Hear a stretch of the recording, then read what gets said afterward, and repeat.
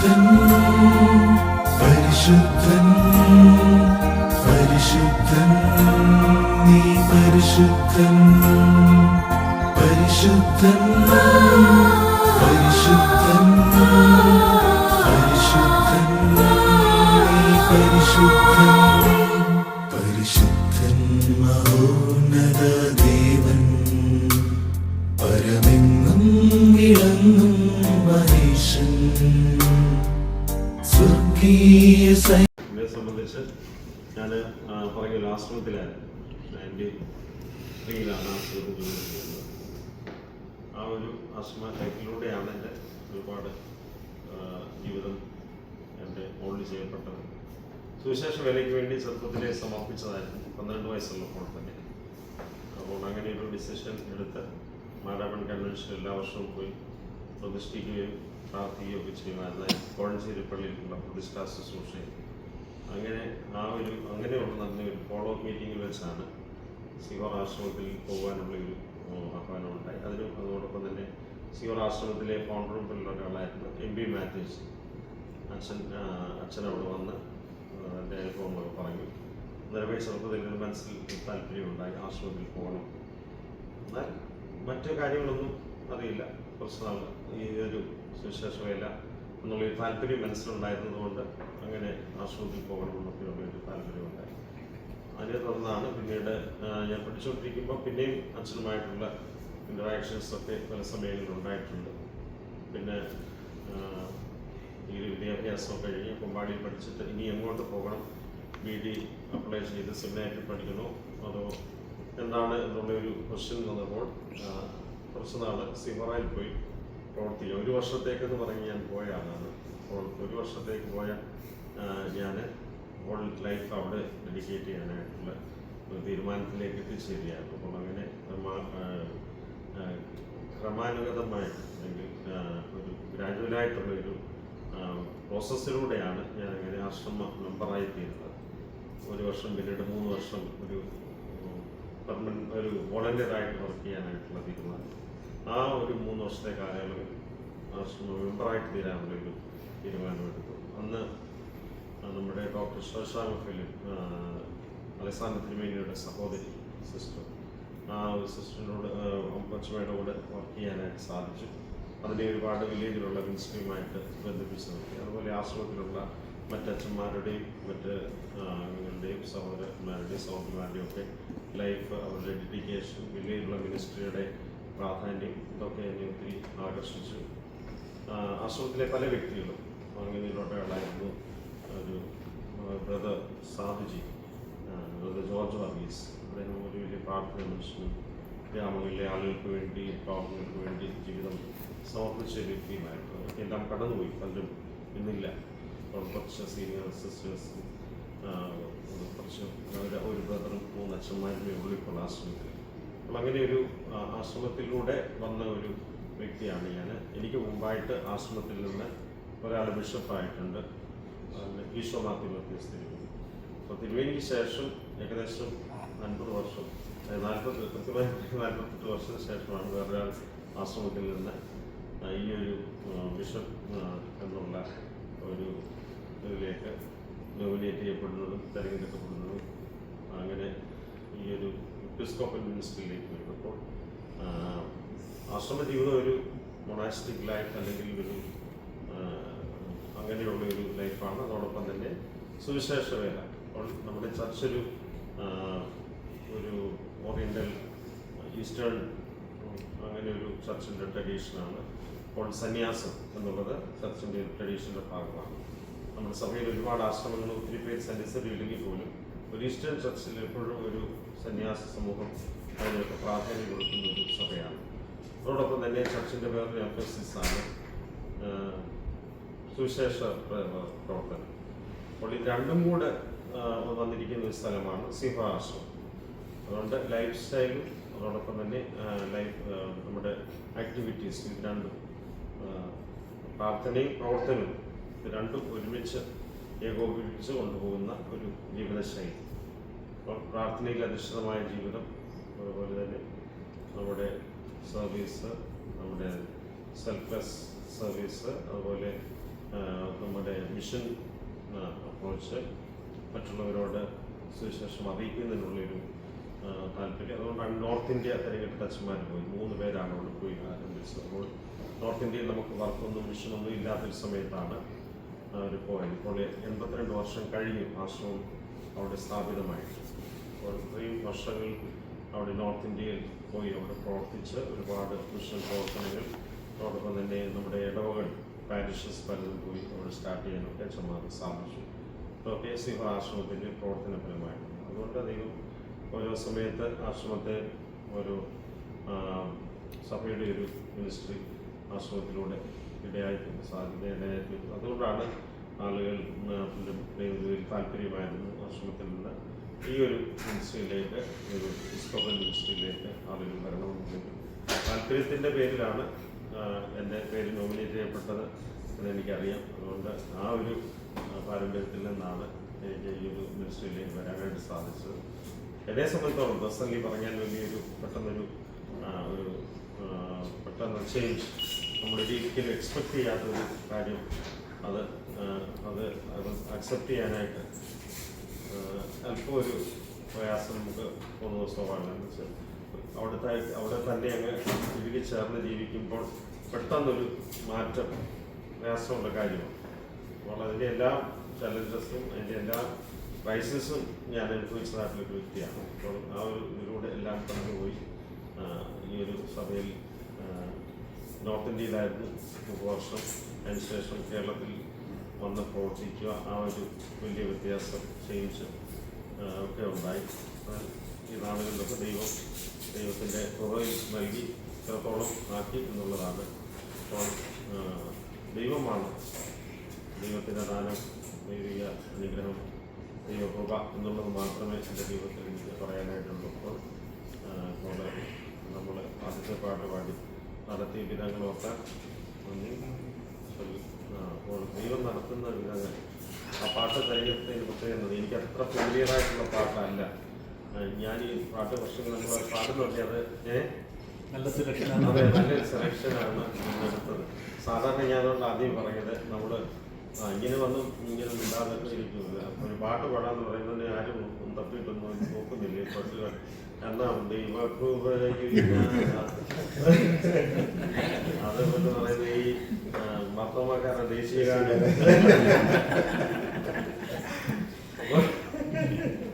അപ്പോൾ നമ്മള് അങ്ങനെ അതിന് എന്താ ബൈബിൾ എടുത്ത് വെച്ചാൽ ഇത് 91 സങ്കീർത്തനം വായിച്ചേക്കാം എന്ന് പറയുന്നത് പോലെ തന്നെയാണ് എനിക്ക് തോന്നിയിട്ടുള്ളത്. അപ്പോൾ നമുക്ക് പുതിയൊരു പാട്ട് പഠിക്കുക, അപ്പോൾ അതിനകത്തൊക്കെ എന്ത് മീനിങ് ആണുള്ളത്. അപ്പോൾ ഒരു പാട്ടിനകത്ത് ഒരു പാട്ട് നമ്മൾ പാടുന്നുണ്ട് വലിയൊരു അർത്ഥത്തെ ഉൾക്കൊണ്ടുകൊണ്ട് നമ്മൾ പാടാനായിട്ട് ശ്രമിക്കുമ്പോൾ അതിന് നമുക്ക് ഒരുപാട് നല്ല ഇത് കിട്ടും. ആ പാട്ടിലൂടെ തന്നെ ഒരു വലിയ മെസ്സേജ് നമുക്ക് കിട്ടും. അപ്പോൾ അതുകൊണ്ട് ദൈവം നടത്തുന്ന വിധങ്ങൾ, ദൈവം നടത്തുന്ന വഴികൾ, ദൈവത്തിൻ്റെ കൃപ, കരുതൽ ഒക്കെയാണ് നമ്മുടെ ജീവിതത്തിൽ ഉള്ളത്. അതുകൊണ്ട് അതിനെ ഓർത്ത് ദൈവത്തെ സ്തുതിക്കുകയും ദൈവത്തെ മഹത്വപ്പെടുത്തുകയും ചെയ്യുന്നു. ഇങ്ങനൊരു അവസരം ഒരുക്കിയ പ്രിയപ്പെട്ട അച്ഛനും ഇടവയുടെ ഭാരവാഹികൾ എല്ലാവരോടുമുള്ള പ്രത്യേകമായിട്ടുള്ള നന്ദിയും സ്നേഹവും കടപ്പാടും അറിയിക്കുന്നു. ദൈവം നമ്മളെല്ലാവരും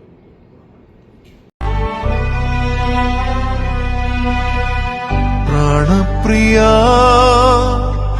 കുമ്പിടുന്നേ, നിന്നോടു ചേരുവാൻ വാഞ്ചിക്കുന്നേ. വ്യത്യാസം എന്താണ്, ചേഞ്ചസ്? അപ്പോൾ ഞാൻ എന്നാലും അവിടെ വെച്ച് ചോദിച്ചു. അപ്പോൾ ഞാൻ പറഞ്ഞു, ഞാൻ മിഷൻ വർക്ക് ചെയ്യുമായിരുന്നു, ഇപ്പോഴും മിഷൻ വർക്ക് തന്നെയാണ് ഞാനിപ്പോഴും ചെയ്യുന്നത്. അപ്പോൾ ഒരു പ്രത്യേക വേറൊരു പശ്ചാത്തലത്തിൽ നിൽക്കുമ്പോൾ അതിനുള്ള മിഷൻ ആക്ടിവിറ്റീസ്. അപ്പം എന്നെ ഡയസിന് ചുമതല ഏൽപ്പിച്ചിരിക്കുമ്പം ഡയസിനുള്ളിലും ഡയസിന് പുറത്തും അതിനോട് ചേർന്ന് മിഷൻ ആക്ടിവിറ്റീസ്, അതിനാണ് നമ്മൾ എംഫസിസ് കൊടുക്കുന്നത്. അപ്പോൾ ഇപ്പോൾ ഉള്ളൊരു എൻ്റെ എന്ന് പറയാം ഡയസിസ് ആയിട്ട് ചെയ്യുന്നൊരു മിഷൻ പ്രയോറിറ്റി കൊടുത്ത് ചെയ്യുന്നൊരു വർക്കാണ് നമ്മുടെ മണിപ്പൂർ കുട്ടികളുടെ ഒരു റീഹാബിലിറ്റേഷൻ. അവർക്ക് വേണ്ടി 20 കുട്ടികളെ കൊണ്ടുവന്ന് അവിടെ, അതെല്ലാം ഈ കലാപത്തിൻ്റെ സമയത്ത് ആകെ ഡിസ്ലൊക്കേറ്റ് ആയ അങ്ങനെയുള്ള ഒരു ഫാമിലീസിൽ നിന്നും ഒക്കെ ആണ് കുട്ടികളെ തിരഞ്ഞെടുത്ത് ഇവിടെ കൊണ്ടുവന്നിരിക്കുന്നത്. അതുപോലെ നമ്മുടെ ഡി-അഡിക്ഷൻ സെൻ്ററുണ്ട്. അതുപോലെ 2 സംസ്ഥാനങ്ങളിൽ നമ്മുടെ തമിഴ്നാട്ടിലും ആന്ധ്രയിൽ നമ്മുടെ ഒരു മിഷൻ പ്രവർത്തനം നടത്തുന്നു. പിന്നെ ഞാനിപ്പം മാർത്തോമ സന്നദ്ധ സുവിശേഷ സംഘത്തിൻ്റെ പ്രസിഡൻറ്റും കൂടെയാണ്. അപ്പോൾ Marthoma evangelist association, voluntary evangelist association, അതായത് സന്നദ്ധ നമുക്കെല്ലാം അറിയാം നമ്മുടെ മിഷൻ അതിന് കേന്ദ്രത്തിൽ അതിൻ്റെ ശതാബ്ദി വർഷമായിരുന്നു, സെന്റിനറി ഇയർ ആയിരുന്നു ഈ കഴിഞ്ഞ ലാസ്റ്റ് ഇയർ. അപ്പോൾ അതിൻ്റെ ചില പ്രോജക്റ്റൊക്കെ ഉണ്ട്, കാര്യങ്ങളുണ്ട്. അത് നമ്മുടെ സുന്ദരപാണ്ഡിപുരം എന്ന് പറയുന്ന സ്ഥലത്ത് ഒരു മിഷൻ പ്രോജക്റ്റ് അവിടെ ഉണ്ട്. ഓൾറെഡി അവിടെ ഒരു ഇവാഞ്ചലിസ്റ്റ് വർക്ക് ചെയ്യുന്നുണ്ടായിരുന്നു. അവിടെ ഒരു ചെറിയൊരു സ്പേസ് ഇവാഞ്ചലിസ്റ്റ് താമസിക്കാനുള്ള ക്രമീകരണങ്ങളൊക്കെ ചെയ്തു. അതാണ് ഒരു മിഷൻ പ്രോജക്റ്റ് എന്ന് പറയുന്നത്. അങ്ങനെയൊക്കെയുള്ള ചില കാര്യങ്ങളിൽ ഇപ്പോൾ ആക്ടിവിറ്റീസ് ഇൻവോൾവ് ആയിരിക്കുന്നു. ശ്രീഹോറ എന്ന് പറയുന്ന സ്ഥലം ഒരു താലൂക്കാണ്. ശ്രീഹോറ ആശ്രമം എന്ന് നമ്മൾ പറയുമെങ്കിലും ഇത് താലൂക്ക് ഹെഡ് ക്വാർട്ടേഴ്സ് ആണ് ഈ ശ്രീഹോറ എന്ന് പറയുന്ന ടൗൺ. അതിനോട് ചേർത്ത് 900 ഗ്രാമങ്ങളാണുള്ളത്. ആക്ച്വലി ഞങ്ങളൊക്കെ താമസിച്ച ആശ്രമം എന്ന് പറയുന്നത് അവിടുന്ന് 6 കിലോമീറ്റർ മാറി ദർശിനി എന്ന് പറയുന്ന ഒരു ഗ്രാമത്തിലാണ്. അവിടെയാണ് അച്ഛന്മാരും പ്രദേശവും ഒക്കെ താമസിച്ചത്. അവിടെ ഒരു കുറച്ച് ലാൻഡുണ്ട്, അവിടെ കൃഷിയുണ്ട്, പശുവളത്തിലുണ്ട്.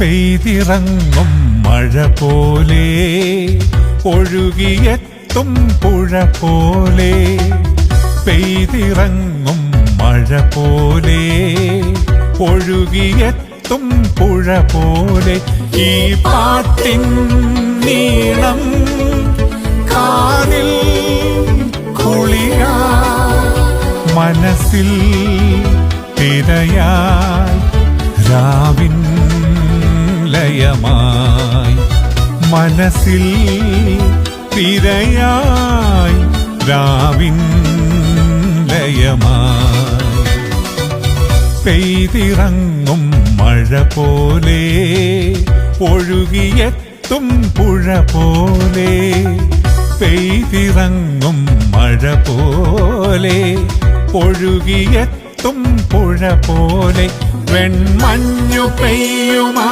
താഴ്വരയിൽ ദൈവദൂതന്മാരാഗതരായി, വെൺമഞ്ഞു പെയ്യുമാ താഴ്വരയിൽ ദൈവദൂതന്മാരാഗതരായി, അത്യുന്നതങ്ങളിൽ മാമഹത്വം, ഭൂമിയിൽ ദൈവപ്രസാദമുള്ള മനുഷ്യർക്കെന്നും ശാന്തി, അത്യുന്നതങ്ങളിൽ മാമഹത്വം, ഭൂമിയിൽ ദൈവപ്രസാദമുള്ള മനുഷ്യർക്കെന്നും ശാന്തി.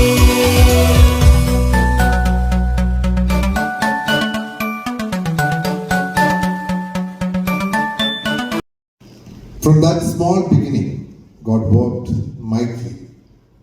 On September 29th, 1974, the first Holy Communion service was conducted by Reverend T.I. Joseph. Soon after, a committee was formed and a vision took shape. And the name Marthoma Syrian Church of India, Houston, was adopted. In 1978, the Episcopal Synod officially recognized the congregation. God continued to open the doors. In 1982, through united effort and prayer, our church purchased land at 5810 Almeda Genoa Road. With God's grace and the leadership of our diocese, the foundation stone was laid. And on July 14th, 1984, the church was dedicated and given the name Trinity Marthoma Church, the first Marthoma church to be built in North America.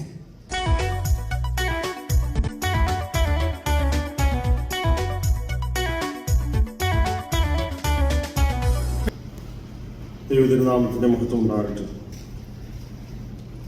ഏറ്റവും ആദരണീയരായ പ്രിയപ്പെട്ട അച്ഛന്മാരെ, കർത്താവിൽ സ്നേഹമുള്ള ദൈവജനമേ, എല്ലാവർക്കും ക്രിസ്തയേശുവിൻ്റെ നാമത്തിൽ സ്നേഹവന്ദനം അറിയിക്കുന്നു. ഹ്യൂസ്റ്റൺ ട്രിനിറ്റി മാർത്തോമാ ഇടവകയുടെ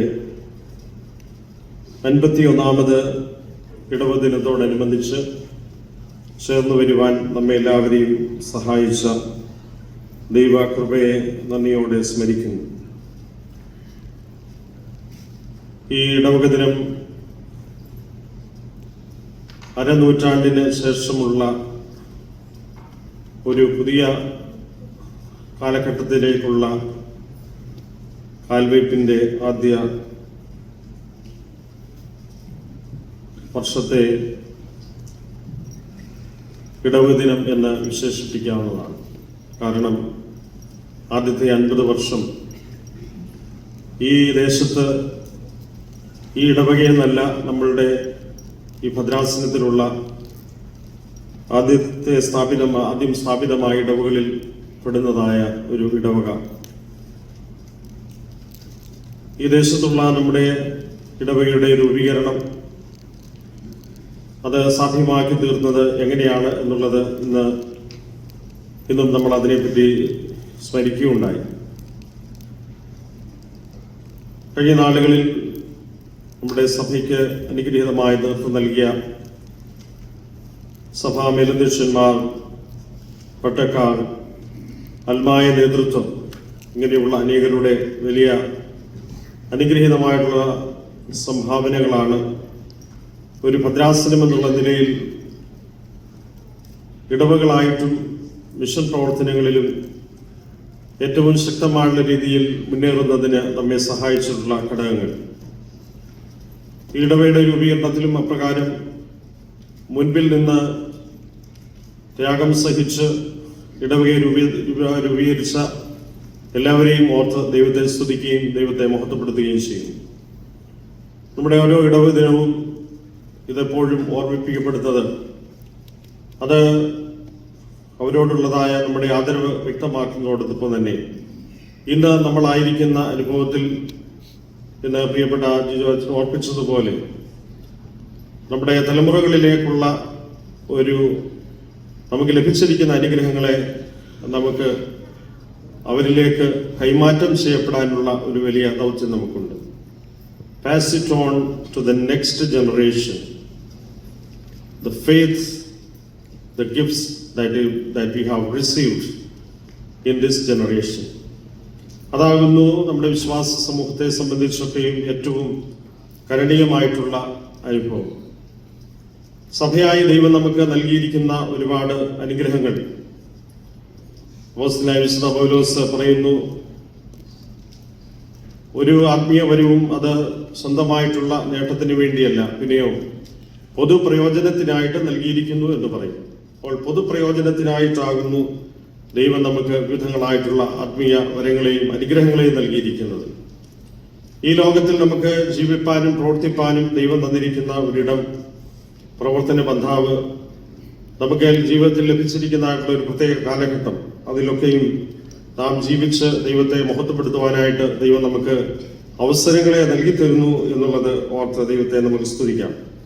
അപ്പോസ്തലനായ വിശുദ്ധ പൗലോസ് കൊരിന്ത്യർക്ക് എഴുതിയതായ 1-ാമത്തെ ലേഖനം 15-ാം അധ്യായത്തിന്റെ അവസാനത്തെ വാക്യം ഞാൻ പലപ്പോഴും ഓർക്കുന്നതായ ഒരു വാക്യമാണ്. അത് ഇംഗ്ലീഷിൽ പ്രകാരമാണ്. The 1 Corinthians chapter 15 verse 58. Therefore, my dear brothers, sisters are also included in this. Stand firm, let nothing move you. Always give yourselves fully to the work of the Lord, because you know that your labor in the Lord is not in vain. അതുകൊണ്ട് പ്രിയ സഹോദരങ്ങളെ, നിങ്ങൾ ഉറപ്പുള്ളവരും കുലുങ്ങാത്തവരും കർത്താവിൽ നിങ്ങളുടെ പ്രയത്നം വ്യർത്ഥമല്ല എന്നറിഞ്ഞുകൊണ്ട് കർത്താവിന്റെ വേലയിൽ നിരന്തരം വർദ്ധിച്ചു വരുന്നവരുമായിരിക്കും. നമുക്ക് 50 വർഷമൊക്കെ പ്രവർത്തിച്ചു, ഈ ഇടവകയായിട്ട് നിലനിന്നു. ഒരുപാട് നമുക്ക് പ്രവർത്തിപ്പാനായിട്ട് ദൈവം അവസരം നൽകി. നല്ലൊരു മുരടിപ്പ് പലപ്പോഴും നമ്മുടെ ജീവിതത്തിലും നമ്മുടെ പ്രവർത്തനങ്ങളിലുമൊക്കെ ഉണ്ടാകുക സ്വാഭാവികമാണ്. നമുക്ക് ലഭിച്ചതായിട്ടുള്ള ഒരുപാട് നന്മകൾ, അനുഗ്രഹങ്ങൾ അത് മറ്റുള്ളവർക്ക് പങ്കിടുന്നതിന് വേണ്ടിയാണ് എന്നുള്ളത് ഓർമ്മിപ്പിക്കുകയുണ്ടായി. അപ്പോൾ നമ്മുടെ ശുശ്രൂഷ, നമ്മുടെ വേല, work of the lord, always give yourselves fully to the work of the lord. കർത്താവിൽ എല്ലായ്പ്പോഴും നമ്മുടെ പ്രയത്നങ്ങൾ വ്യർത്ഥമല്ല എന്നറിഞ്ഞുകൊണ്ട് നമ്മൾ, because you know that your labor in the Lord is not in vain, കർത്താവിന്റെ വേലയിൽ വർദ്ധിച്ചു വരുന്നവരായിരിക്കാനായിട്ട് നമുക്ക് സാധിക്കണം. ഇതൊന്നും വ്യർത്ഥമായിട്ടുള്ള കാര്യങ്ങളല്ല. നമ്മുടെ ഇടവക ജീവിതം, സഭാജീവിതം, ശുശ്രൂഷകൾ, പ്രവർത്തനങ്ങൾ, അതൊക്കെയാണ് നമ്മുടെ ഇന്നത്തെ ഈ നിലയിൽ നമ്മൾ ആയിരിക്കുന്നതിന്റെ ഏറ്റവും മുഖ്യമായിട്ടുള്ള ഘടകം എന്ന് പറയുന്നത്. നമ്മെ ഈ ദേശത്ത് ദൈവം കൊണ്ടുവന്നിരിക്കുന്നത് ഒരു പ്രത്യേക ഉദ്ദേശത്തോടു കൂടിയാണ്. ദൈവം എത്രമാത്രം അനുഗ്രഹത്തോടു കൂടെ നമ്മെ നയിച്ചു നടത്തി എന്നുള്ളത് നമുക്ക് ഈ സമയത്ത് ഓർക്കാം. ആ ഒരു divine intervention, guidance and divine providence that we have received in our life, അതൊക്കെ അനുഭവിച്ചിട്ടുള്ളവരാണ് നമ്മളൊക്കെ. നമ്മുടെ ജനനം മുതൽ ഈ സമയം വരെയും, പ്രത്യേകിച്ചും ഇവിടെ കേരളത്തിൽ ജനിച്ചു വളർന്നതായിട്ടുള്ള ഒരു തലമുറ ഈ ദേശത്ത് വന്നിട്ട് എന്തെല്ലാം സ്ട്രഗിൾസിലൂടെ കടന്നുപോയി. അപ്പോൾ അവിടെയെല്ലാം ദൈവം അവിടുത്തെ ദിവ്യ വിചാരണയിൽ നമ്മെ നടത്തി പരിപാലിച്ചു. ഇന്ന് ഇവിടെ ഓർമ്മിക്കേണ്ടതുപോലെ ലോകത്തിന്റെ വിവിധ ഭാഗങ്ങളിൽ ചിതറിക്കപ്പെട്ടതായ ഒരു ചെറിയ സഭയാണ്. ഞാൻ ഒരു ബിഷപ്പാകുന്നതിന് മുൻപേ കേരളത്തിൽ മാത്രം ഭാരതത്തിൽ മാത്രം ഒതുങ്ങി നിന്ന ഒരാളാണ്. പ്രത്യേകിച്ച് വടക്കേ ഇന്ത്യയിൽ ശ്രീഹോറ ആശ്രമത്തിൽ 30 വർഷം ഞാൻ അവിടെ പ്രവർത്തിച്ചു. ആശ്രമത്തിലായിരുന്ന സമയത്ത് ഞാൻ എങ്ങും വിദേശയാത്ര നടത്തിയിരുന്നില്ല. പറയാറുണ്ട്, ഞാനൊരു ബിഷപ്പായതുകൊണ്ട് മാത്രമാണ് വിദേശയാത്ര നടത്തുന്നത്. കാരണം അത് അവിടെയുള്ള ശുശ്രൂഷകളിൽ അവിടെ മാത്രം കേന്ദ്രീകരിച്ച് അവിടെയുള്ള പ്രവർത്തനങ്ങളിൽ അവിടെ പ്രവർത്തിക്കുവാനായിട്ട് ദൈവം തന്ന സാഹചര്യത്തിലും ശുശ്രൂഷ മേഖലയിലുമൊക്കെയും പ്രവർത്തിച്ചു വരുമ്പോഴാണ് ഈ ഒരു നിയോഗം എനിക്ക് ലഭിക്കുന്നത്. അപ്പോൾ അതിനുശേഷം വിവിധ ഇടങ്ങളിൽ സഞ്ചരിക്കുന്നതിനും യാത്ര ചെയ്യുന്നതിനും ഒക്കെ ഇടയായി. മുൻപ് ഞാൻ വിശ്വാസത്താൽ മാത്രം കണ്ടിരുന്നതായ പല കാര്യങ്ങളും നേരിട്ടത് സത്യമാണ് എന്നുള്ളത് നേരിട്ട് കാണുന്നതിനുള്ള അവസരമുണ്ടായി. ഇത്രയും നാള് ട്രിനിറ്റി ഹ്യൂസ്റ്റൺ മാർത്തോപ്പള്ളി എന്ന് പറയുമ്പോൾ എൻ്റെ വിശ്വാസം കൊണ്ട് ഞാൻ കണ്ടിരുന്നു അങ്ങനെ ഒരു പള്ളിയുണ്ട് അവിടെ എന്നുള്ളത്. എന്നാൽ ആ വിശ്വാസത്തോടുകൂടെ കണ്ടിരുന്നത് ഇന്ന് കാഴ്ചയിലൂടെ മനസ്സിലാകുന്നതിന് ഇടയായിരിക്കുകയാണ്. അതുകൊണ്ട് ഇവിടെ ഒരു നല്ല ആരാധനാ സമൂഹം ഈ ദേശത്ത് നിലനിന്ന് പ്രവർത്തിക്കുന്നു. വിവിധ സ്ഥലങ്ങളിലൊക്കെ പോകുമ്പോൾ അവിടെയുള്ള ഓരോ ഇടവുകളും ശുശ്രൂഷയും നമ്മുടെ വിവിധ സംസ്കാരങ്ങളിൽ, വിവിധ ഭാഷകളിൽ ദൈവത്തെ ആരാധിക്കുന്ന സമൂഹമായി നമ്മൾ ഇന്ന് എത്രത്തോളം വളരുവാനൊക്കെ ദൈവം ഇടയാക്കി തീർന്നു. സഭയുടെ ആകമാനമുള്ള ശുശ്രൂഷകളിൽ ദൗത്യ രംഗത്ത് നമ്മുടെ ഇടവക, പ്രത്യേകിച്ചും നോർത്ത് അമേരിക്കയുടെ വിവിധ ഇടവകൾ ഈ കഴിഞ്ഞ നാളുകളിലൊക്കെ നല്ല ഒരു പാർട്ടിസിപ്പേഷൻ, ഒരു പാർട്ട്ണർഷിപ്പ്, ഇൻവോൾവ്മെന്റ് ഇതൊക്കെ നിറവേറ്റുന്നതിന് ഇടവകയായിട്ട് നമുക്ക്, പ്രത്യേകിച്ചും ഈ ഭദ്രാസനത്തിലെ വിവിധ ഇടവകളിലെ ഒക്കെ ദൈവം തമ്പുരാനെ സഹായിച്ചു. നമുക്ക് ഒന്നുമില്ലാതിരുന്ന സാഹചര്യങ്ങളിൽ ദൈവം നമുക്ക് ഇത്രത്തോളം സ്ഥല സൗകര്യങ്ങളും ആരാധിക്കുന്നതിനുള്ള വലിയ ദേവാലയങ്ങളും നമുക്കൊക്കെ ദൈവം ദാനം ചെയ്യും. അതുകൊണ്ട് ദൈവത്തിന്റെ കരുണ, ദൈവത്തിന്റെ കൃപ നമ്മൾ ഇത്രത്തോളം ജീവിതത്തിൽ അനുഭവിച്ചറിയുവാനായിട്ട് ഇടയായിത്തീർന്നു.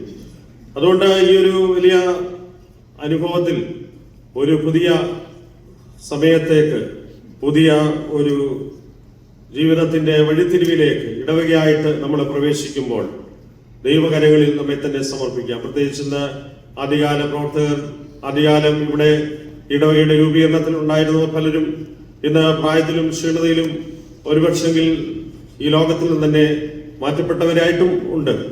അവരെയൊക്കെയും ഓർത്ത് ദൈവത്തെ നമുക്ക് സ്തുതിക്കാം. അവരിലൂടെയൊക്കെ തുടങ്ങി വെച്ചതായിട്ടുള്ള ഈ കർത്താവിന്റെ വേല എല്ലായ്പ്പോഴും നിറവേറ്റുവാനായിട്ട് ദൈവം നമ്മെക്കുറിച്ച് ആഗ്രഹിക്കുന്നു. അതുകൊണ്ട് ഒരിക്കൽ ഇത് ആരംഭം കുറിച്ച് 50 വർഷങ്ങൾ പിന്നിട്ട് അവിടെ അവസാനിപ്പിക്കേണ്ട ഒരു ശുശ്രൂഷയല്ല. ദൈവം നമ്മെ വിളിച്ചതായിട്ടുള്ള വലിയ ശുശ്രൂഷ നമുക്ക് നിരന്തരം നടത്തിക്കൊണ്ട് പോകേണ്ടത്, അനുസ്യൂതം അതിൽ നമ്മൾ പ്രവർത്തിക്കേണ്ടത് വളരെ ആവശ്യമാണ്. കർത്താവിൽ നമ്മുടെ പ്രയത്നം വ്യർത്ഥമല്ല എന്നറിഞ്ഞുകൊണ്ട് കർത്താവിൻ്റെ വേലയിൽ എപ്പോഴും വർദ്ധിച്ചു വരുവാനായിട്ട് ദൈവം നമ്മെ സഹായിക്കട്ടെ. പ്രത്യേകിച്ച് ഇന്നത്തെ ഈ ഒരു ഇടവക ദിനത്തിൽ വന്ന് സംബന്ധിപ്പാനായിട്ട് ഇടയായതിൽ എനിക്ക് സന്തോഷമുണ്ട്. പ്രത്യേകിച്ചും കഴിഞ്ഞ ജൂൺ മാസം 26-ാം തീയതി ഈ ഭദ്രാസനത്തിന്റെ 35ാമത് ഫാമിലി കോൺഫറൻസിനോടനുബന്ധിച്ച് എന്നെ ഇവിടെ ക്ഷണിച്ചു. പൗലോസ് തിരുമേനിയുടെ ഹൃദയമായിട്ടുള്ള ക്ഷണം, ഭദ്രാസനത്തിന്റെ ക്ഷണം അപ്രകാരം എനിക്ക് ഇപ്പോൾ ഇവിടെ ഒരു സന്ദർശനം നടത്തുന്നതിന് ഇത്രയും ദിവസങ്ങൾ ഇവിടെ ചെലവഴിക്കുന്നതിനൊക്കെയും ഇടയായിത്തീർന്നു. അതുകൊണ്ട് ഈ കഴിഞ്ഞ ദിനങ്ങളിലൂടെയൊക്കെ വിവിധ ഇടങ്ങളിൽ പോകുന്നതിനും അനേകരെ കാണുന്നതിനുമൊക്കെ എനിക്ക് അവസരമുണ്ടാക്കി. അതിന് കാരണക്കാരായ എല്ലാവരെയും ഓർത്ത് ഞാൻ ദൈവത്തെ സ്തുതിക്കുകയും ദൈവത്തെ മഹത്വപ്പെടുത്തുകയും ചെയ്തു. പ്രത്യേകിച്ച് ഇന്നത്തെ ഇടവ ദിനത്തിന്റെ ശുശ്രൂഷകളിൽ, പരിപാടികളിൽ സംബന്ധിപ്പാൻ ഇടയായതിൽ അതിയായ സന്തോഷമുണ്ട്. സഭയായി എന്നെ ഇപ്പോൾ ഏൽപ്പിച്ചിരിക്കുന്നത് അടൂർ ഭദ്രാസനത്തിന്റെ ചുമതലയാണ്. അടൂർ ഭദ്രാസനത്തിന്റെ പ്രവർത്തനങ്ങളെ ഓർത്ത് നിങ്ങൾ പ്രാർത്ഥിക്കുക. പ്രത്യേകിച്ചും ഞാൻ ഒരു ആശ്രമ പശ്ചാത്തലത്തിൽ നിന്ന് വന്ന ഒരു വ്യക്തിയാണ്. ആശ്രമ ജീവിതമാണ് എന്നെ ഈ രീതിയിൽ രൂപപ്പെടുത്തിയതും ഈ ഒരു ശുശ്രൂഷയിലേക്ക് അഭിനന്ദ ഈശോ തിമോത്തിയോസ് തിരുമേനി ആശ്രമ ജീവിതത്തിലൂടെ ഈ ഒരു എപ്പിസ്കോപ്പൽ മിനിസ്ട്രിയിലേക്ക് സഭ തിരഞ്ഞെടുത്തതായിട്ടുള്ള വ്യക്തിയാണ്. അതുകൊണ്ട് എന്നെ സംബന്ധിച്ചിടത്തോളം ആ ഒരു എനിക്ക് മുമ്പായിട്ടുള്ള ഒരു സഭയുടെ എപ്പിസ്കോപ്പൽ മിനിസ്ട്രിയിലേക്ക് വന്ന ഈശോ തിരുമേനിയുടെ ആ ഒരു വലിയ ലെഗസി ഇപ്പോൾ ഇവിടെ പറഞ്ഞതുപോലെ അത് കാത്തു സൂക്ഷിക്കണം എന്നുള്ളതായ വലിയ ആഗ്രഹമാണ് എനിക്കുള്ളത്. അതുകൊണ്ട് ഭദ്രാസനത്തിന്റെ പ്രവർത്തനങ്ങളിലും സുവിശേഷ പ്രവർത്തനങ്ങളിൽ കൂടുതൽ വ്യാപൃതമായിട്ട് അങ്ങനെയുള്ള ശുശ്രൂഷകൾ മുന്നോട്ട് ചെയ്യുവാനായിട്ടൊക്കെയും ആഗ്രഹിക്കുന്നു. ഞാൻ ആശ്രമ അംഗമായിട്ട് 30 വർഷം പ്രവർത്തിച്ചു, അവിടെ താമസിച്ചു പ്രവർത്തിച്ചു. എന്നാൽ ഇന്ന് ഞാനവിടെ ഒരു non resident member of the ആശ്രമത്തിൽ താമസിക്കാതെ തന്നെ ആശ്രമത്തിന്റെ അംഗമായിരിക്കുന്നതായിട്ടുള്ള ഒരു വ്യക്തിയാണ്. അതുകൊണ്ട് ആ ഒരു ജീവിതം തുടരുവാനായിട്ട് ഉള്ള വലിയ ആഗ്രഹത്തോടു കൂടിയാണ്. അതായത് അവിടുത്തെ മിഷനിൽ ഞാൻ ഇന്നും പങ്കാളിയാണ്.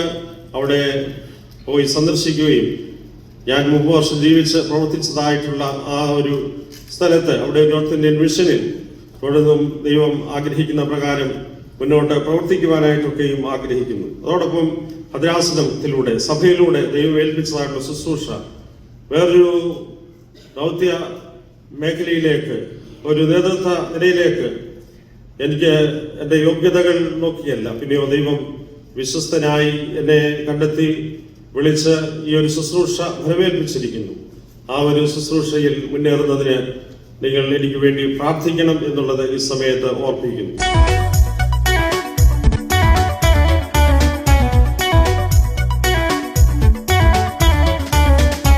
പെയ്തിറങ്ങും മഴ പോലെ ഒഴുകിയെത്തും പുഴ പോലെ, പെയ്തിറങ്ങും മഴ പോലെ ഒഴുകിയെത്തും പുഴ പോലെ, ഈ പാട്ടിൻ നീളം കാതിൽ കുളിരാ, മനസ്സിൽ തിരയായി രാവിൻ ലയമായി, മനസ്സിൽ തിരയായി രാവിൻ ലയമായി, പെയ്തിറങ്ങും മഴ പോലെ ഒഴുകിയെത്തും പുഴ പോലെ, പെയ്തിറങ്ങും മഴ പോലെ ഒഴുകിയെത്തും പുഴ പോലെ, വെൺമഞ്ഞു പെയ്യുമാ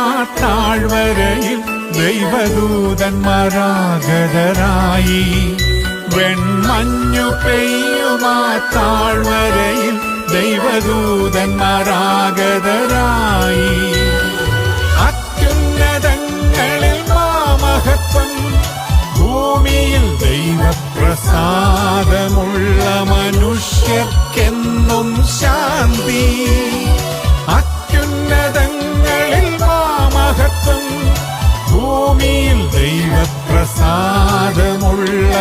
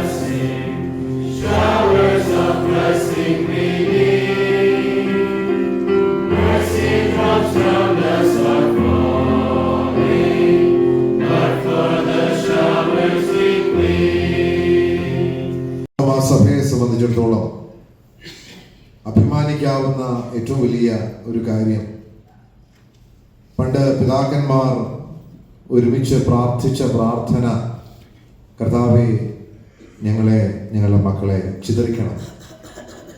ഇന്ന് ലോകത്തിലെ എല്ലാ ഭൂഖണ്ഡത്തിലും മാർത്തോമാ കുടുംബങ്ങൾ ഒരുമിച്ച് ആരാധനയ്ക്ക് കൂടുന്നു എന്നുള്ളതും അവർ പോകുന്ന ഇടത്ത്, അവരെ നട്ടിരിക്കുന്ന ഇടങ്ങളിലെല്ലാം അവർ ഒരു ആരാധന സമൂഹമായി വളരുന്നു എന്നുള്ളത് ഏറ്റവും എടുത്തു പറയേണ്ട സംഗതിയാണ്. 51 വർഷങ്ങൾക്ക് മുൻപ് വളരെയേറെ സ്വപ്നങ്ങളോടെ ഈ ദേശത്തേക്ക് വന്ന പ്രിയപ്പെട്ടവർ, അവരുടെ ആത്മാർത്ഥമായ പ്രാർത്ഥനയും ദൈവാശ്രയ ബോധവും ഒരുമിച്ച് ആരാധിക്കണമെന്നുള്ള അദമ്യമായ താല്പര്യവും, അതാണ് ഈ ഇടവകയുടെ ഏറ്റവും വലിയ മുതൽക്കൂട്ട്. ഈ ഇടവകയുടെ സ്ഥാപനത്തിന് മുതൽക്കൂട്ടായ എല്ലാ പ്രിയപ്പെട്ടവരെയും ഓർത്ത് ദൈവത്തെ സ്തുതിക്കുന്നു. നമുക്കറിയാം, ഒരു ഇടവക ഒരു ദേശത്ത് ആരംഭിക്കണമെങ്കിൽ അതിന് പിന്നിൽ ഒരുപാട് സാക്രിഫൈസ് ഉണ്ട്. കൈവയും മറന്ന് തങ്ങളുടെ ജീവിതത്തിൻ്റെ സേഫ്റ്റിയെ പോലും മറന്ന് ഇടവകയ്ക്ക് വേണ്ടി കഷ്ടപ്പെട്ട, അധ്വാനിച്ച, പ്രയത്നിച്ച, ഒരുമിച്ച് കൂടി നിൽക്കുന്നതിൻ്റെ പ്രാധാന്യം തലമുറകളെ പഠിപ്പിച്ച എല്ലാ മാതാപിതാക്കളെയും ഓർത്ത് ദൈവത്തെ സ്തുതിക്കുന്നു. അവരിലൂടെ പകർന്നതായ വിശ്വാസത്തിൻ്റെ പൈതൃകത്തെ പുതിയ തലമുറ ഏറ്റെടുക്കുന്നത് ഓർത്ത് ദൈവത്തിന് സ്തോത്രം ചെയ്യും. ആ ഒരു പൈതൃകം, ലെഗസി നമ്മുടെ തലമുറകൾക്ക് അവരുടെ ദൈവ വിശ്വാസത്തെ ബലപ്പെടുത്തുന്നതിന് മുഖാന്തരമായി തീരട്ടെ എന്ന് പ്രാർത്ഥിക്കും.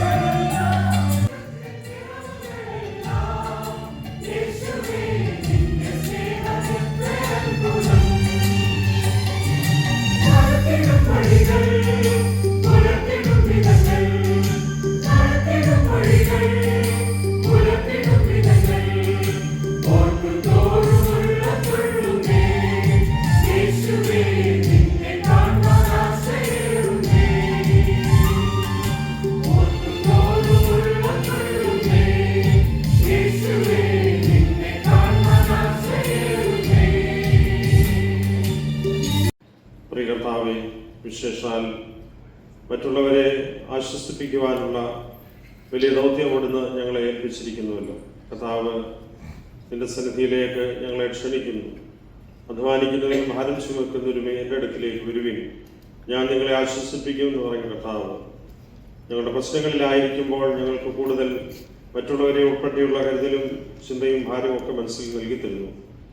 ഞങ്ങളും പലപ്പോഴും പല അനുഭവങ്ങളിലും ഒറ്റപ്പെടുന്നതായിട്ടുള്ള അനുഭവങ്ങൾ ഉണ്ടാകുന്നു.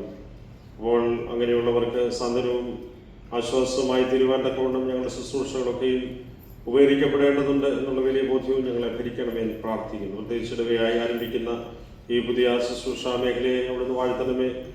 വോളണ്ടിയേഴ്സായിട്ട് വിവിധ പ്രവർത്തനങ്ങളിൽ മറ്റുള്ളവർക്ക് വേണ്ടി ശുശ്രൂഷയുടെ വലുതേരം നൽകി സഖിത്വത്തിൻ്റെ കൂട്ടായ്മയുടെ അനുഭവങ്ങളെ നൽകി കൂടെയിരിക്കുന്ന എല്ലാവർക്കായിട്ട് സ്തോത്രം. പ്രത്യേകിച്ച് ഇതിൻ്റെ എല്ലാ പ്രവർത്തകരെയും ഓർക്കുന്നു. നിങ്ങളോടൊപ്പം ആയിരിക്കുന്ന പ്രിയപ്പെട്ട പ്രിയപ്പെട്ട ആന്റിമാർക്ക് വേണ്ടി പ്രാർത്ഥിക്കുന്നു.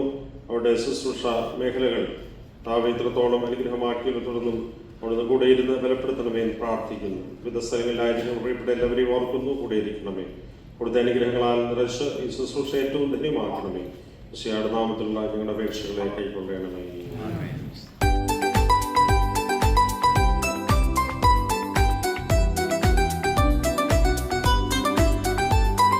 കർത്താവിനാൽ പ്രിയരെല്ലാം നിങ്ങളെല്ലാവരും അനുഗ്രഹീതരാകുന്നു. ആത്മീയമായ ശുശ്രൂഷയിൽ ഒരുങ്ങി വന്ന് സംബന്ധിച്ച് നിങ്ങളെല്ലാവരെയും ദൈവമായ കർത്താവ് അനുഗ്രഹിച്ച് തീരിക്കട്ടെ. പിതാവും പുത്രനും പരിശുദ്ധാരൂഹായുമായ ദൈവം ബലഹീനതയും കുറവുമുള്ള നമ്മുടെ പ്രാർത്ഥനകൾ ഉന്നതമായ സിംഹാസനം ഉണ്ടാകെ കേൾക്കുകയും കൈക്കൊള്ളുകയും ചെയ്യുമാറാകട്ടെ.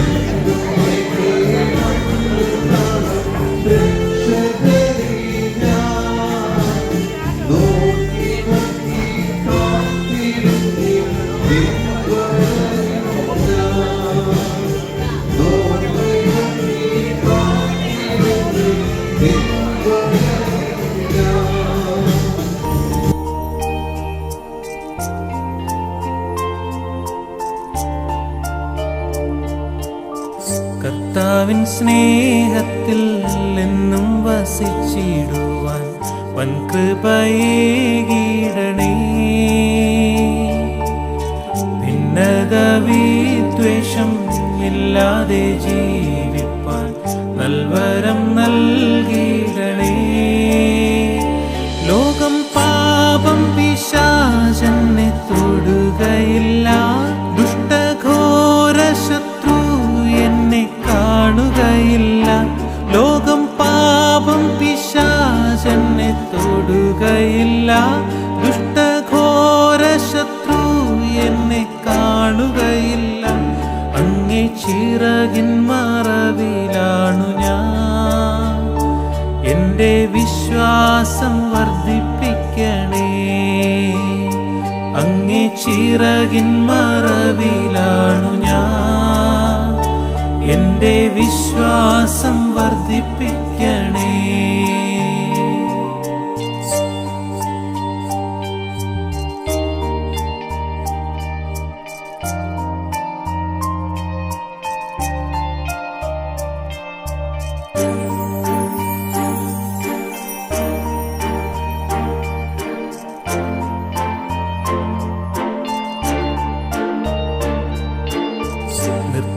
നിർത്തിയതാണെന്നെ നിന്നതല്ല ഞാൻ.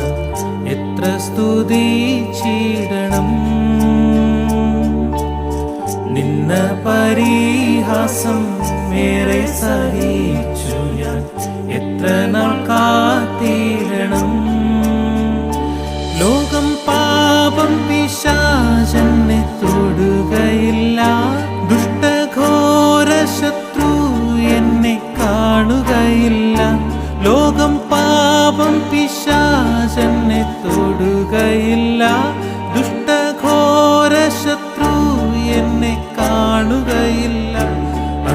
ചിറകിൻ മറവിലാണു ഞാൻ. എൻ്റെ വിശ്വാസം വർദ്ധിപ്പിക്കണേ. അങ്ങേ ചിറകിൻ മറവിലാണു ഞാൻ. എൻ്റെ വിശ്വാസം വർദ്ധിപ്പിക്കണേ.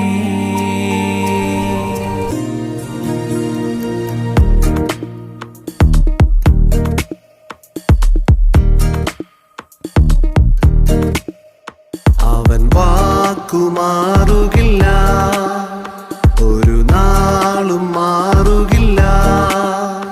അവൻ വാക്കുമാറുകില്ല,